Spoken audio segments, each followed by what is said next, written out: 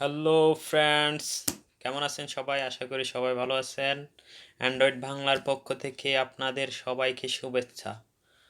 তো ফ্রেন্ডস, আজকে আপনাদের একটা টিপস দেখাবো, যেটা সমস্যা প্রতিনিয়ত কিছু না কিছু কারো না কারো মোবাইলে হয়ে থাকে। তো সেটা হচ্ছে প্লে স্টোরের সমস্যা।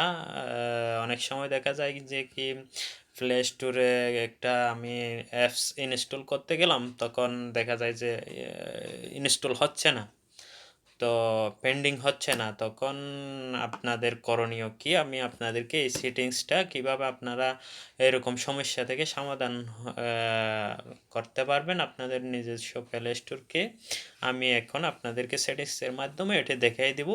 তার আগে আমার চ্যানেলে যারা নতুন দর্শক তাদেরকে অনুরোধ করব যে আমার চ্যানেলটাকে অবশ্যই সাবস্ক্রাইব করে পাশে থাকা বেল আইকনটি ক্লিক করে রাখুন। আর ভিডিওটা যদি ভালো লেগে থাকে তাহলে অবশ্যই একটা লাইক দিয়ে কমেন্ট করে জানাবেন যে আপনাদের কী ধরনের ভিডিও পছন্দ আর কী ধরনের ভিডিও বানাতে হবে।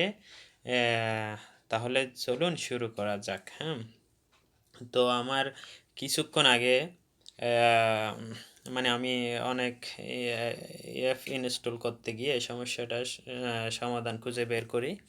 তো আসলে আমি যখন একটা অ্যাপস ইনস্টল করতে গেছিলাম, তখন মানে ইনস্টল হচ্ছিল না ২ দিন যাবৎ। তো আমি এই সমস্যার সমাধানটা বের করে আপনাদেরকে মানে এটা দিচ্ছি, শিখাচ্ছি যে আপনারা যাতে আমার মতো সমস্যাটা সমাধান করতে পারেন নিজে।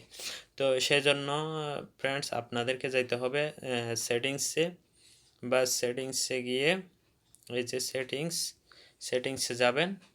সেটিংসে যাওয়ার পর নিচে আসবেন। নিচে এসে দেখবেন এখানে অ্যাপস, সরি, নিচে এসে দেখবেন এখানে অ্যাপস, এই অ্যাপস লেখা যেখানে আছে সেখানে ক্লিক করবেন। ক্লিক করার পর একটু ওয়েট করুন। এখানে দেখেন আপনার ফোনে যত অ্যাপস আছে সবগুলো শো করতেছে। তো একটু নিচে যাবেন, প্লে স্টোরটা খুঁজে বের করবেন। প্লে স্টোরটা খুঁজে বের করার পর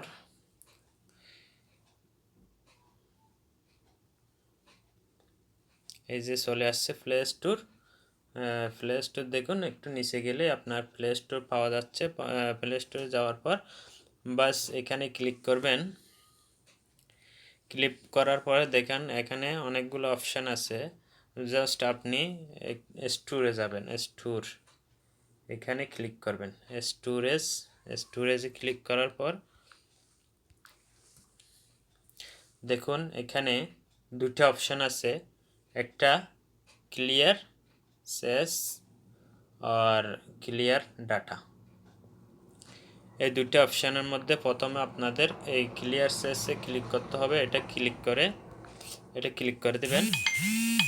এটা ক্লিক করার পর অটোমেটিক এটা হয়ে যাবে, বাস ক্লিক করলে হবে। এরপরে পাশে থাকা যে ক্লিয়ার ডাটা আছে এই ক্লিয়ার ডাটায় ক্লিক করবেন, বাস ডাটা ডিলেটে ক্লিক করবেন।